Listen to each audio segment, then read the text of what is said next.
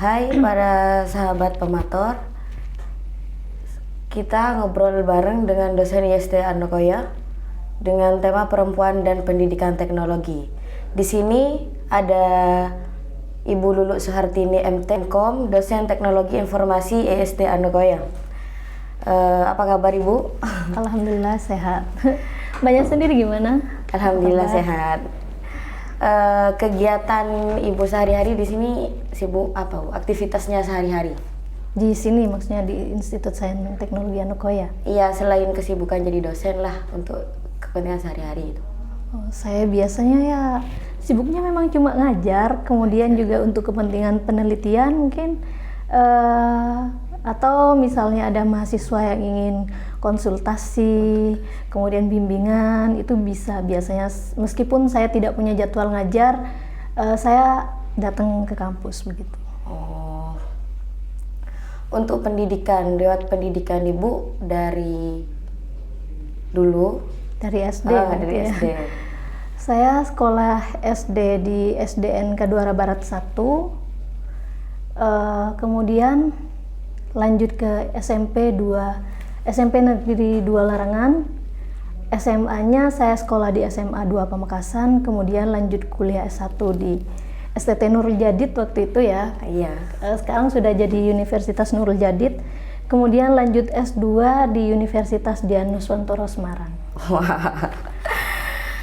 Nah, kita masuk di tema kali ini, perempuan dan pendidikan teknologi. Seru ini Bu bahasanya tentang perempuan dan teknologi. Pro kontranya masyarakat biasanya Ibu. Nah, pertanyaan pertama ini, pertanyaan urgent. Apa saja tantangan bagi perempuan dalam belajar teknologi di era digital ini? Saya rasa di era digital ini ya, tantangannya malah lebih sedikit daripada peluang. Kenapa? Karena semuanya sekarang serba mudah dan gampang untuk kita misalnya kita butuh sesuatu, bisa kita cari kapan saja, di mana saja. Nah, dulu zaman saya waktu kuliah itu tidak tidak seperti sekarang gitu. Untuk cari referensi saja itu harus ya cari sumber internet kayak gitu. Tidak semudah sekarang pokoknya Mbak. Dulu saya waktu kuliah belum pakai smartphone, belum ada. Jadi kuliah pun baru semester 3 saya punya laptop. Nah, sebelum itu ya cuma sebatas di kampus saja gitu. Kemudian tantangannya juga mungkin kembali ke pribadi masing-masing ya.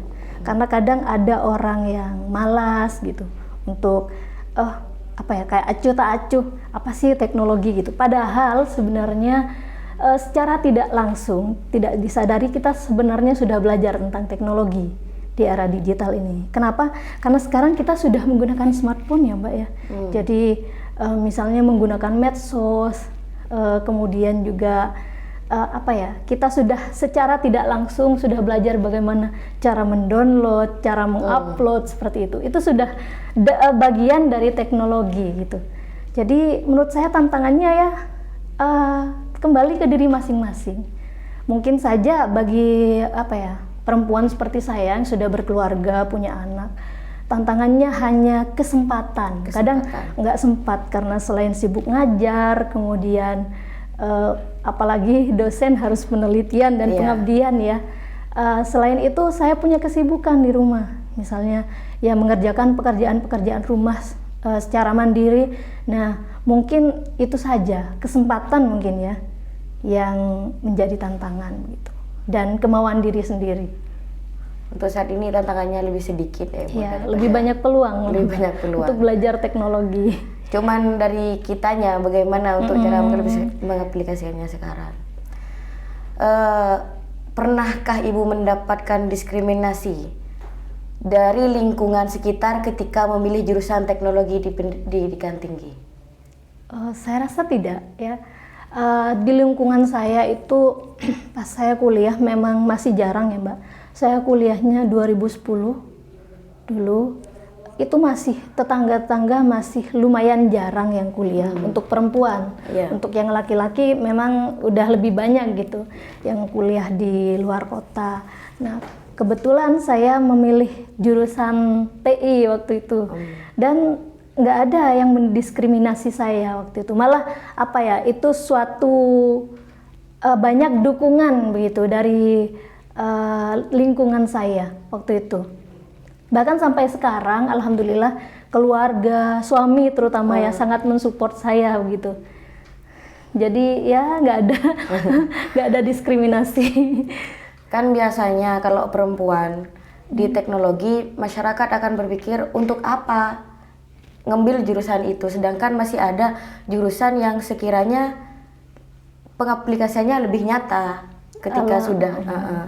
Alhamdulillah, memang di awal waktu saya mau kuliah dulu, keluarga saya itu menyarankan saya untuk masuk pendidikan saja gitu, karena apa ya, prospek kerjanya lebih banyak. Padahal kalau misalnya kita melihat beberapa tahun ke depan dari saya zaman kuliah sampai sekarang, itu malah prospek kerja yang lebih banyak itu di bidang TI gitu Mbak. Apa ya, karena kalau kita kuliahnya di bidang teknologi informasi itu bisa kerja di instansi manapun. Apalagi di era digital seperti sekarang ya, semua instansi saya rasa membutuhkan teknologi. Harus teknologi. Kalau nggak teknologi, siap-siap gulung tikar. Iya, gitu. Ya, benar. Nah, mengapa perempuan harus menguasai teknologi? Bisa disebutkan alasan mendasarnya? Apa ya?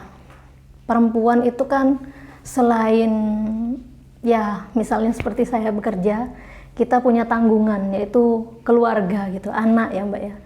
Saya rasa selain untuk kepentingan yang lain, setidaknya kita harus mempunyai pendidikan teknologi untuk membentengi keluarga kita. Apalagi di zaman di era digital seperti sekarang, semuanya sudah serba digital. Bahkan anak-anak itu sudah apa ya Mbak? Kayak kalau nggak pegang HP itu kayaknya gaptek gitu. Iya. Jadi kita sebagai orang tua ya harus setidaknya punya pengetahuan tentang teknologi. Misalnya kita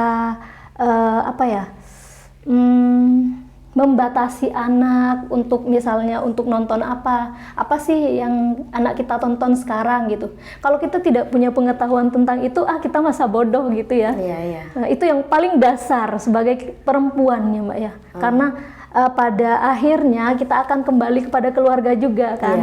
Iya. Ya itu, kalau misalnya kita tidak punya pengetahuan tentang teknologi, kita akan masa bodoh. Apa sih yang dikerjakan oleh anak kita, apa yang dikerjakan oleh keluarga kita gitu. Padahal setidaknya kalau misalnya kita punya pendidikan teknologi, itu kita bisa, apa sih yang anak saya cari, yang anak saya tonton hari ini, kita bisa lihat historinya gitu. Tapi untuk yang tidak punya pendidikan teknologi sama sekali, ya sudah, kita nggak akan tahu gitu, dan kita tidak akan bisa mengontrol keluarga kita, bahkan diri kita sendiri Mbak. Bahkan kita bisa mengontrol karena kita paham ya. Iya, benar. Karena kita paham. Kan cenderung orang tua easy going terhadap anaknya. Benar. Karena mereka cenderung tidak tahu bahwa yang ditonton anaknya bisa menimbulkan hal-hal buruk. Benar Mbak. Iya. Bagaimana pandangan Ibu terhadap pendidikan perempuan di pesantren? Kan kita berbasis pesantren, ya teknologi di pesantren, kan seakan-akan menimbulkan polemik gitu ya. Sedangkan di sini untuk ke teknologi, ke gadget kan ada batasan di sini.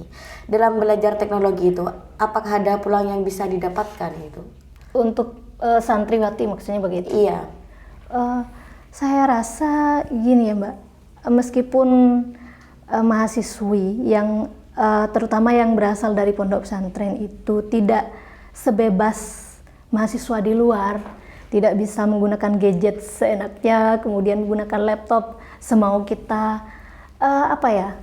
kita tetap punya peluang gitu dalam perkembangan teknologi. Kenapa? Kita sebagai santri, mereka punya pendidikan yang mungkin tidak dimiliki oleh mahasiswa yang ada di luar sana. Nah, kita punya nilai plus kan yang ada di dalam pesantren. Tinggal sekarang kita mau apa tidak menggunakan teknologi itu untuk kebaikan gitu.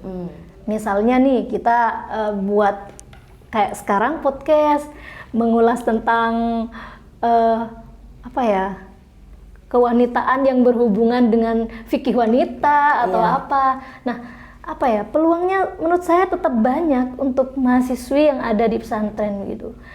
Mungkin saya boleh cerita ya. Saya silakan. di kuliah di Nurul Jadid itu juga di bawah naungan pesantren. Alhamdulillah sekarang pondok pesantren Nurul Jadid itu sudah sangat apa ya, Mbak, berkembang pesat dalam teknologi. Gitu. Saya rasa di sini juga bisa sebenarnya, Mbak, seperti itu. Untuk Andokoyah juga sebenarnya bisa seperti itu. Dan untuk mahasiswi, utamanya yang ada di pondok pesantren, masih apa ya? Ya saya rasa bisa mendapatkan peluang yang besar untuk kemajuan teknologi begitu.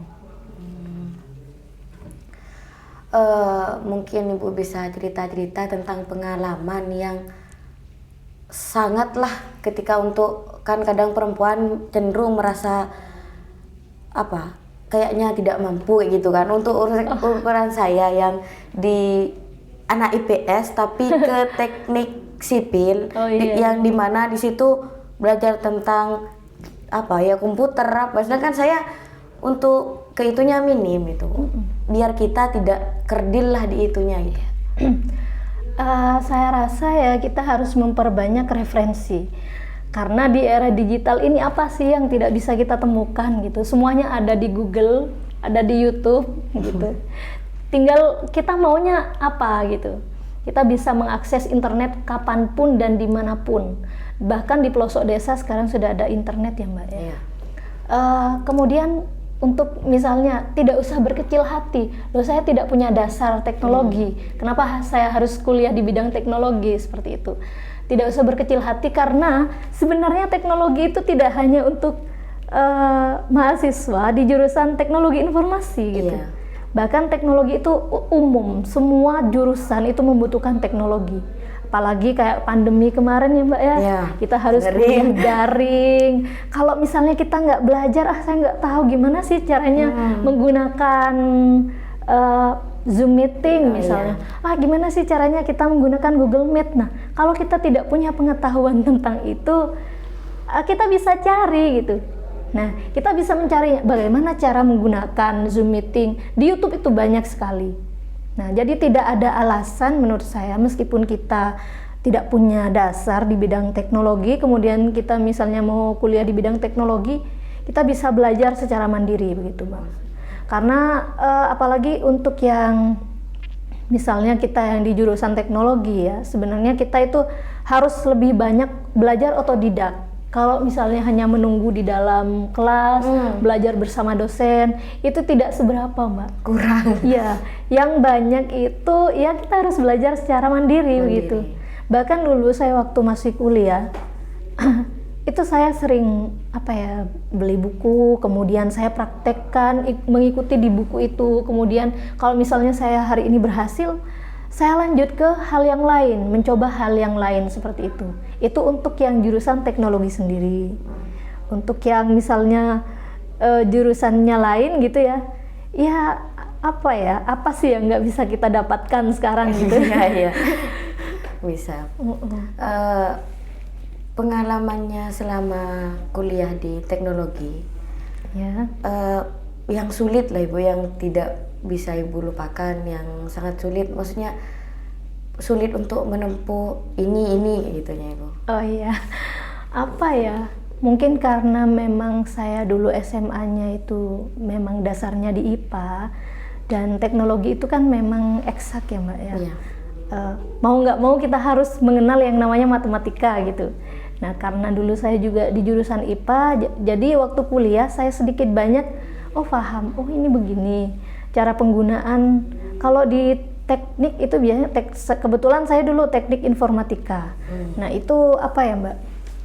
Lebih banyak ke program gitu, pemrograman kayak gitu. Kita bikin aplikasi, kita ngoding kayak gitu. Tapi kalau misalnya karena saya sudah di SMA sudah pernah belajar yang namanya bahasa pemrograman Pascal dulu waktu itu. Jadi sedikit banyak saya sudah, waktu kuliah, ternyata ini saya sudah pernah dapat sebelumnya. Jadi mudah lah menurut saya. Yang berkesan gitu buat saya mungkin waktu skripsi. Nah itu tantangan baru karena waktu itu saya memang dari dosen pembimbing saya disarankan, Mbak, bagaimana kalau misalnya integrasi Android dan web gitu. Wow. Waktu itu saya, ini baru banget ini. Androidnya saja itu masih baru beberapa tahun ya. Dan sepertinya di angkatan saya itu masih pertama kali pembuatan aplikasi Android itu waktu itu. Ya Allah, waktu itu memang sangat-sangat ini ya, menguras tenaga dan pikiran.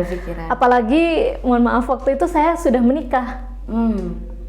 Jadi waktu saya kuliah itu saya sudah menikah, Mbak, dan kebetulan suami saya juga di jurusan TI. Jadi agak nyambung gitu.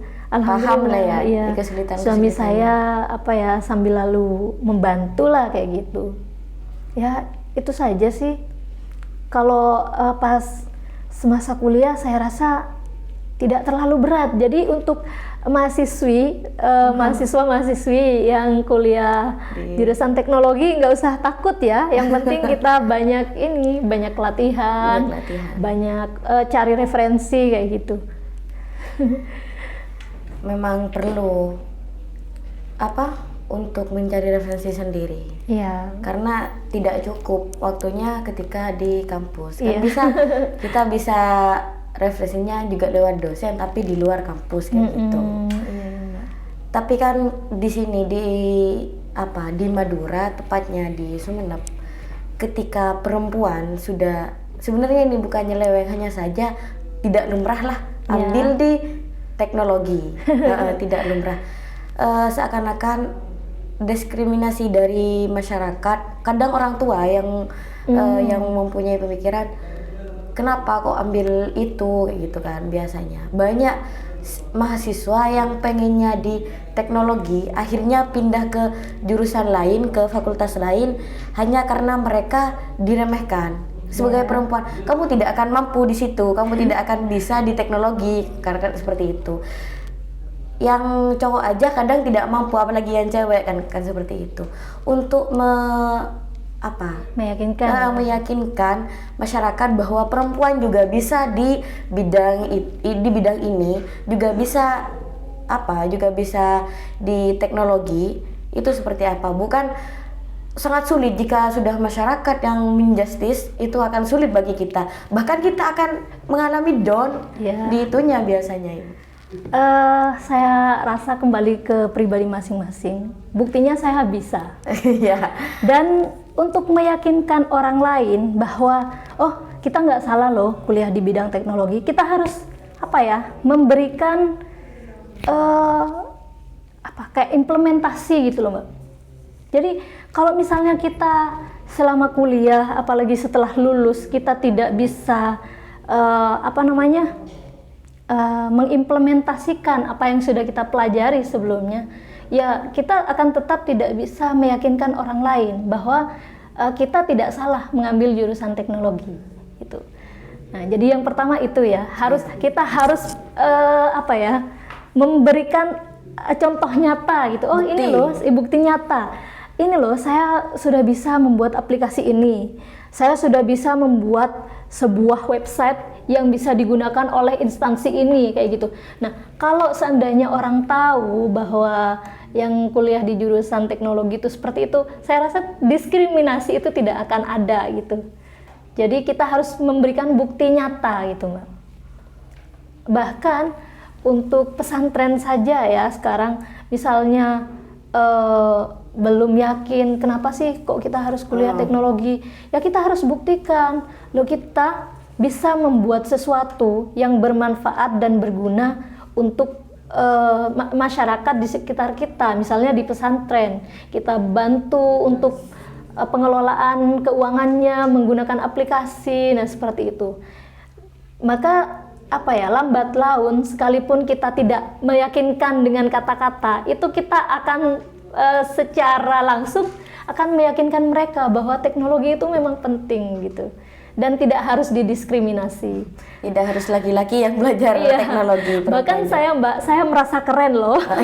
Merasa keren. Kenapa? Karena di lingkungan saya memang banyak yang tidak bisa teknologi ya. Maksudnya bukan tidak bisa teknologi. Kalau teknologi seperti HP mungkin bisa. Sekedar hiburan aja gitu ya. Tapi misalnya untuk sekarang aja ya Mbak ya. Semua sekolah mulai dari PAUD itu membutuhkan yang namanya pengetahuan teknologi, pendidikan teknologi. Kalau misalnya kita tidak bisa, siap-siap kita tidak berkembang gitu. Karena semuanya sekarang sudah serba online, serba digital. Pelaporan keuangan online, pengajuan proposal online, ini online, itu online. Bahkan belanja sekarang online. Bahkan belanjanya secara online, jualannya pun sudah online. Ya. Ya, itu kalau misalnya saya merasa loh kok ternyata sekarang saya malah sangat dibutuhkan gitu. Kayak misalnya guru-guru, saya nggak bisa ini, kita bisa mentransfer ilmu ternyata gitu. Nah, ya I think programmer itu keren, teknologi itu keren gitu. Kadang memang yang membuat mahasiswi down itu ketika didiskriminasi, yang membuat down. Soalnya ketika sudah ada bahasa yang sekiranya tidak tidak nyambung dengan pikiran kita, biasanya kita kayak gitu Ibu. Sebenarnya ini Mbak tidak hanya di bidang teknologi sih, itu tergantung kondisi di lingkungan. Kadang ada yang mengambil jurusan lain, misalnya contohnya bahasa Inggris gitu. Kalau misalnya lingkungan kita masih minim pendidikannya, itu pasti didiskriminasi juga loh Mbak. Ngapain sih kuliah gitu? Toh nanti pasti balik ke dapur. Biasanya kayak gitu.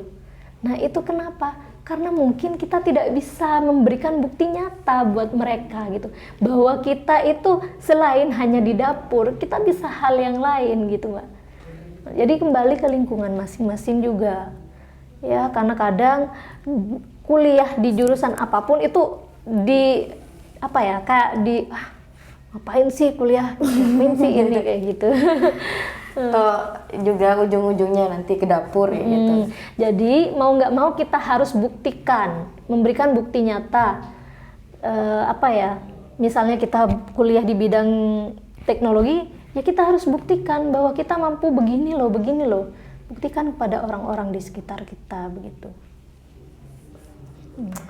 Langkah untuk memberikan kepercayaan gitu. Ibu dari kuliah yang sudah menikah, maaf. Iya, saya kuliah menikah. Sekarang Ibu punya putra? Iya, masih satu. Cowok, usianya sudah 8 tahun. Sudah kelas 2 SD sekarang, Mbak. Sudah kelas 2 SD. Apakah Ibu pernah menulis buku atau sekiranya membaca buku yang tentang teknologi yang sekiranya bisa dikonsumsi untuk mahasiswi? Kalau menulis buku saya belum ya, baru mau membuat buku ajar karena memang untuk kepentingan penelitian. Nah, kalau membaca saya sih memang biasanya ini Mbak, sesuai dengan jurusan saya ya. Saya kumpulkan buku-buku yang berhubungan dengan aplikasi-aplikasi, pembuatan aplikasi kayak gitu, ngoding-ngoding kayak gitu aja. Biasanya bahkan saya pernah dapat ini hadiah dari suami ya, hadiah ulang tahun, hadiahnya buku, dan saya kok kenapa sih dapat hadiah buku? Itu buku tentang Java. Nah, saya memang faknya di Java kan, Mbak. Itu bukunya tebel banget, suruh baca. Kemudian praktekkan. Ya Allah. Itu. Yang berkaitan dengan, kalau kita di teknologi biasanya memang erat kaitannya dengan kode-kode, coding kayak gitu, pembuatan aplikasi. Ya, buku yang saya koleksi itu yang seputar itu gitu. Misalnya web programming, Android programming kayak gitu. Dan buku-buku lainnya. Ibu masuk di jurusan teknologi karena niat sendiri atau memang dorongan dari keluarga? Masukan dari siapa keluarga? Oh iya, dulu kalau dari keluarga ya saya malah di ini apa sebaiknya kuliah pendidikan begitu, karena nanti bisa ngajar gitu ya. Nggak kepikir sebenarnya Mbak, mungkin ini salah satu barokah dari guru saya ya. Saya dulu waktu sekolah itu memang tidak suka nyontek, maaf ya saya cerita ini ya. Begini, biasalah anak-anak gitu ya, kalau misalnya ada ujian harian kayak gitu, kemudian dikasih ujian waktu itu guru saya memang sudah nulis di papan tulis, saya lebih suka orang yang jujur kayak gitu. Kemudian beliau keluar, kami ditinggalkan dalam kondisi ujian ya, dan saya lihat kok teman-teman saya pada sibuk ya gitu, pada sibuk lihat-lihat di buku. Dan karena waktu itu saya memang tidak belajar, itu dadakan gitu Pak. Ujian hariannya itu dadakan. Gitu, tiba-tiba ujian. Saya isi saja di lembarnya waktu itu, mohon maaf Pak, saya nggak bisa jawab karena saya tidak belajar begitu. Dan apa ya, mungkin itu salah satu barokah dari guru saya itu gitu. Salah satunya ya. Dan saya nggak pernah nyangka bisa kuliah di bidang TI itu gitu. Pas mau kuliah kan saya kuliahnya di Nurul Jadid ya Mbak, saya nyari jurusan yang klop dengan saya ini kok ini ya, di Institut Agama Islam saya kayaknya nggak nyambung karena memang tidak punya dasar di situ. Kemudian di situ ada STT, Sekolah Tinggi Teknologi Nurul Jadid waktu itu. Kemudian ada Stikes di situ juga ada Mbak, kesehatan. Nah, saya awalnya tidak ke teknologi, tidak ke STT itu, saya malah tertarik ke Stikes, iya kesehatan. Tapi karena menurut keluarga saya biayanya lebih mahal, takutnya nanti nggak mampu begitu, nggak mampu dalam tanda kutip pembayarannya kayak gitu. Nah, akhirnya ya sudahlah saya masuk TI aja. Pas saya masuk, karena yang saya ceritakan tadi saya sudah punya dasar, sudah memang jurusannya IPA dan pernah mengenal yang namanya pemrograman di SMA. Waktu kuliah semester 1 saya merasa ini mengasihkan gitu. Saya bisa membuat ini, membuat itu. Kemudian di semester 2 kok tambah asik. Nah, akhirnya ya itu saya malah merasa senang dan saya merasa ini benar-benar passion saya sekarang. Jadi baru ketika sudah masuk, ketika sudah berkecimpung di itu. Ya karena memang faktor pertama juga, bukan pertama sih, setelah yang pertama dan yang kedua soal biaya biasanya yang menjadi kendala, yang menjadi alasan mereka. Kenapa? Teknologi seakan-akan memang itu jurusan yang mahal. Iya, yang mahal, yang sekelas kedokteran yang gitu kan. Jadi teknologi pasti ini biayanya ini karena memang nanti butuh laptop, butuh kayak gitu. Biasanya memang di biaya biasanya kalau mahasiswi.